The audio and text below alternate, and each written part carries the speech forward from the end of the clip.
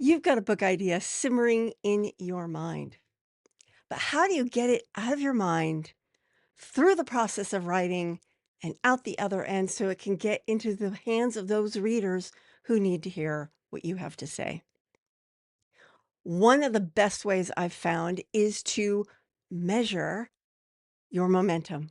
And that's what I'm going to be talking about today.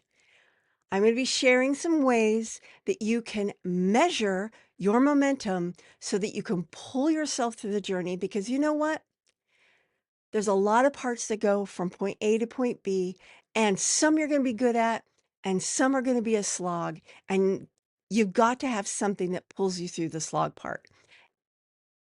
And one of those things, of course, is having some form of accountability, a friend, a mentor, someone like me, maybe, a course, something. Another is knowing what your end goal is and having that goal be so important that it pulls you through the slog times. But another way, the way that I'm going to be talking about today, is by measuring those milestones so that every time you get one, you get a little dopamine hit and it pulls you through. Hi, my name is Carma Spence, and I help executive coaches, business leaders, and consultants write, publish, and market the right book the first time so that they can grow their business using this amazing marketing tool that there's so many ways you can leverage it. A book, a client attracting book.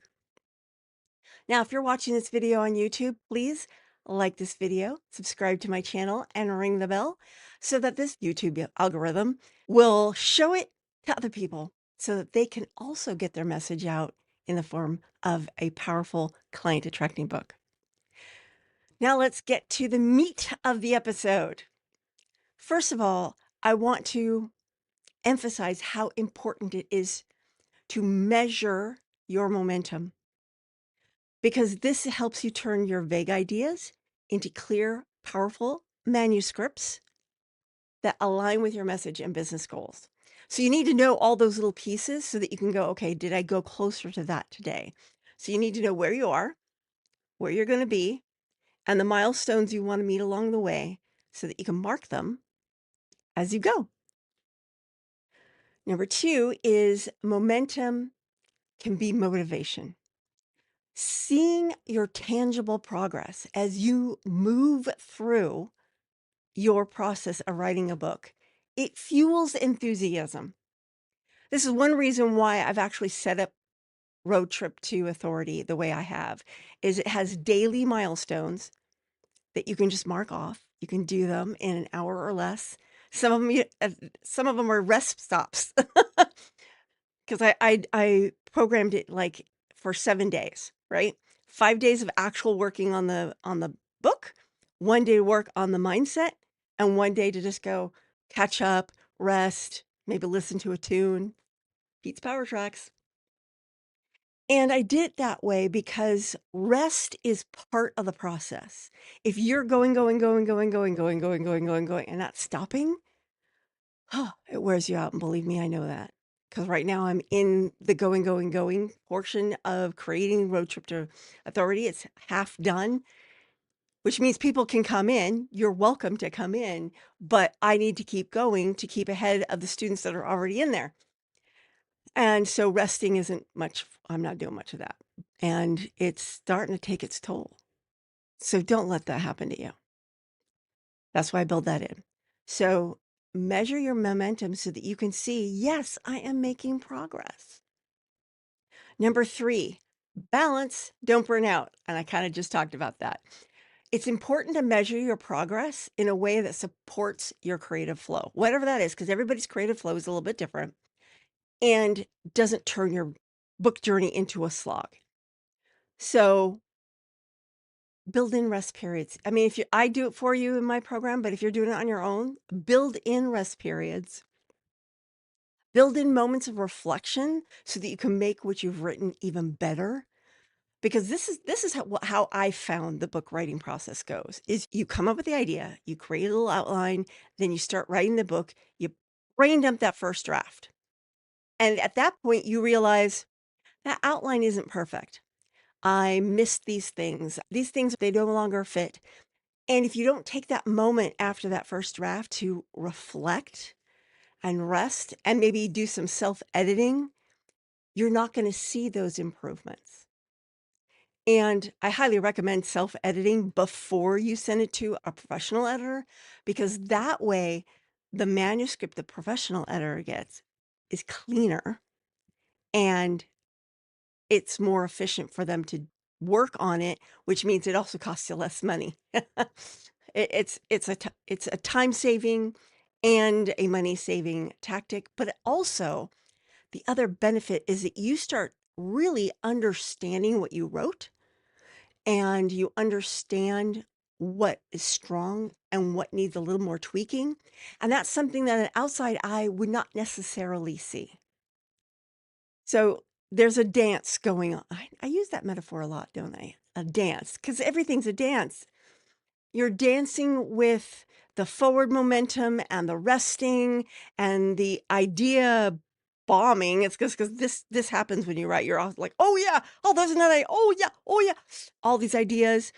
And then you're pulling them together and then you're resting and it's balanced. Don't burn out. Now, if you're enjoying this episode, you may enjoy joining the Backstage Blend here at buymeacoffee.com/Carma Spence. It is just $5 a month, and you get audio versions of these podcasts so that you can listen to them on the go. You get inside tips, tricks, deep dives into the news that affects you as an author, audio notes that I sometimes leave talking about the behind the scenes stuff so you can see what it's like to build an entrepreneurial author business, all those things, only $5 a month, and it'll give you motivation and inspiration to be on your journey as well. Again, just go to buymeacoffee.com/Carma Spence. Now, thank you for the word from our sponsor. Back to the tips, last two. The next one is define your measurable momentum. Why words? Words count, yes, but they aren't always what motivates us. So there are different ways to measure your momentum. You can do word count. I've written this many words today. You can do how much time you spent. I spent an hour writing today. Or you can go like, I finished chapter 1. I finished chapter 2.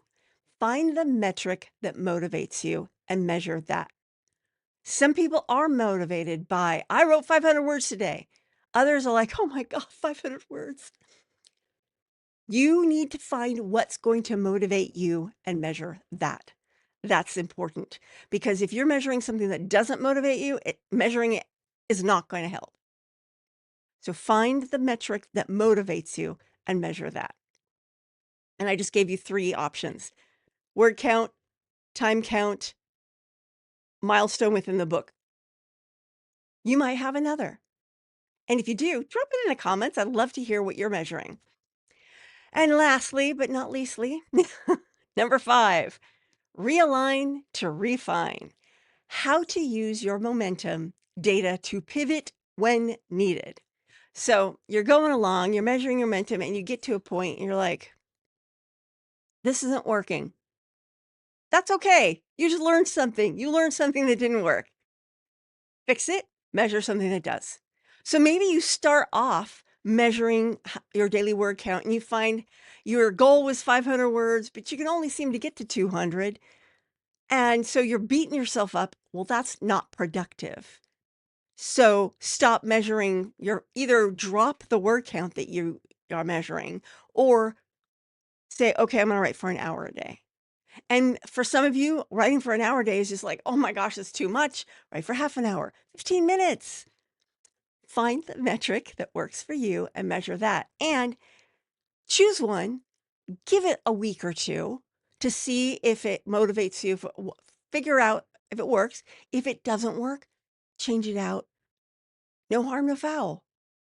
It's okay because the process of writing a book is also a process of growing into the author that you need to be.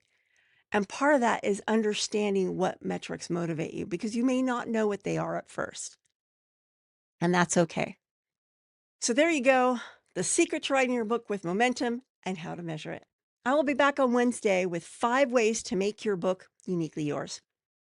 This is Carma Spence saying ciao for now.